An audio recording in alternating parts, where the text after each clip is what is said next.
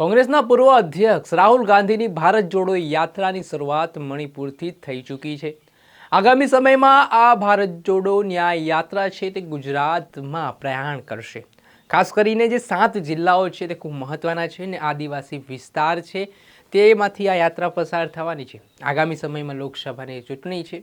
આદિવાસી vote bank એ ખૂબ જ મહત્વની માનવામાં આવતી હતી અત્યાર સુધી કોંગ્રેસ માટે, કેમ કે આદિવાસી મતદારો છે તે હંમેશા કોંગ્રેસ સાથે રહ્યા છે। પરંતુ 2022નું જે પરિણામ આવ્યું તેમાં વાસ્તવિકતા છે તે તદ્દન વિપરીત જોવા મળી। એક સમય આદિવાસી વિસ્તારમાં જે આદિવાસી લોકો દ્વારા કોંગ્રેસની લોકપ્રિયતામાં જે વધારો થયો હતો અને કોંગ્રેસ તરફી તેમનું વલણ હતું તે 2022ની ચૂંટણીમાં આવું કંઈક જોવા ના મળ્યું। અત્યારે માત્ર 1 થી 2 આદિવાસી નેતાઓ કોંગ્રેસમાં બચ્યા છે। બાકી ભારતીય જનતા પાર્ટીએ આદિવાસી વિસ્તારોમાં પોતાની પકડ મજબૂત કરી લીધી છે।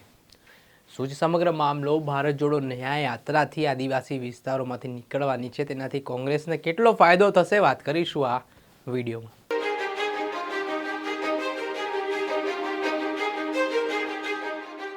નમસ્કાર દર્શક મિત્રો, નવજીવન ન્યૂઝમાં આપનું સ્વાગત છે। હું છું ફૈઝાન। કોંગ્રેસના પૂર્વ અધ્યક્ષ રાહુલ ગાંધીએ ભારત જોડો યાત્રા ફેઝ 2નો પ્રારંભ છે ગઈકાલે મણિપુરથી કરી દીધો છે। આ યાત્રાનું નામ છે ભારત જોડો ન્યાય યાત્રા રાખવામાં આવ્યું છે, જેની શરૂઆત છે તે મણિપુરથી એટલા માટે થઈ છે કેમ કે મણિપુર છેલ્લા ઘણા સમયથી ચર્ચામાં છે, જેમાં ત્યાં ફાટી નીકળેલા કોમ્યુનલ રાઇટ્સ છે, હિંસા છે, પીડિત શોષિત વર્ગો છે તેમને ન્યાય નથી મળ્યો, તેના સંદર્ભમાં છે રાહુલ ગાંધીએ ત્યાંથી યાત્રાની શરૂઆત કરાવી છે। મહત્વની વાત ગુજરાત માટે એટલા માટે બની રહી છે કે આ વખતે પ્રથમ વખત ભારત જોડો ન્યાય યાત્રા છે તે ગુજરાતથી થઈને મુંબઈ જશે। જી હા, ખાસ કરીને દક્ષિણ ગુજરાત અને આદિવાસી વિસ્તારો પર ખાસ ધ્યાન જે છે ભારત જોડો ન્યાય યાત્રામાં ધ્યાન દેવામાં આવ્યું છે। કોંગ્રેસ તરફથી વાત કરીએ તો 7 જિલ્લાઓ જે આદિવાસી વિસ્તારોમાં આવેલા છે ત્યાંથી યાત્રા પસાર થવાની છે। તેમાં દાહોદ હોય, નર્મદા હોય, અલગ અલગ જે એના ભાગ વહેંચાયેલા છે તે અંગે નર્મદા જિલ્લા પ્રમુખ પ્રફુલ્લ પટેલે એક પ્રેસ કોન્ફરન્સ સંબોધી હતી। આ પ્રેસ કોન્ફરન્સ દરમિયાન તેમણે સ્પષ્ટતા કરી હતી કે આ 7 જિલ્લાઓમાંથી છે તે યાત્રા પસાર થઈ શકે છે અને રાહુલ ગાંધી આગામી સમયમાં ગુજરાતમાં પોતાની યાત્રા લઈને પહોંચશે તો કોંગ્રેસની કયા પ્રકારની તૈયારી છે અને કઈ રીતની વ્યવસ્થા કરવામાં આવશે તે અંગે પણ તેમણે વાતચીત કરી હતી। પહેલાં પ્રફુલ્લ પટેલ જે નર્મદા જિલ્લા કોંગ્રેસ પ્રમુખ છે તેઓ શું કહી રહ્યા છે તે જોઈ લો। અને એ જ પ્રમાણે આ યાત્રા ફરી પાછી ભારત જોડો ન્યાય યાત્રાના સ્વરૂપમાં નીકળી રહી છે। નર્મદા જિલ્લામાં કે ભરૂચ જિલ્લામાં આગમન થશે? નર્મદા જિલ્લાની અંદર એનું આગમન જે છે એ દાહોદથી એન્ટ્રી થશે, દાહોદથી છોટાઉદેપુર, અને હજુ પણ એનો રૂટ કમ્પ્લીટ બાકી છે, એ લગભગ 17 તારીખે નક્કી થઈ જશે। પરંતુ નર્મદા જિલ્લાની અંદર કેવડિયા અને રાજપીપળા માંથી પસાર થશે એવો અમારો અંદાજ છે। એ તારીખ તમને હવે પછી આપીશું। 17 તારીખે અમારી મિટિંગની અંદર રૂટ અને તારીખ નક્કી થઈ જશે। આ યાત્રા દરમિયાન રાહુલ ગાંધી નર્મદા જિલ્લામાં આવવાના છે?